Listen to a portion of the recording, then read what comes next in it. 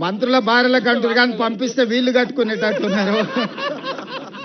మంత్రులు కూడా అంటే ఎంత వెటకారంగా మంత్రులను కించపరిచే విధంగా మాట్లాడిండ్రు అంటే అది వాళ్ళకైనా బుద్ధి ఉండాలి. అదేదో జోక్ లాగా తీసుకుంటున్నారు, కానీ ఆయన వాళ్ళని తిట్టిండు అనేది మాత్రం అర్థమవుతలే వాళ్ళకి.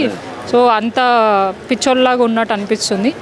సో నిజంగా మంచి చేస్తే డెఫినెట్గా మేము అప్రిషియేట్ చేస్తాము, డెఫినెట్గా మేము దాన్ని స్వాగతిస్తాము.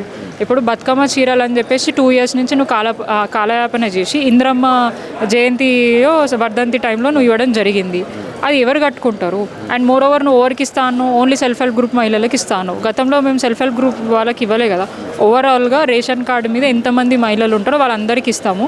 దాంట్లో 18+ కార్డు నుంచి పెద్దవాళ్ళ ముసలి వాళ్ళకు కూడా అందరికీ ఇవ్వడం జరిగింది. సో దానికి ఏం లిమిటేషన్ పెట్టలే.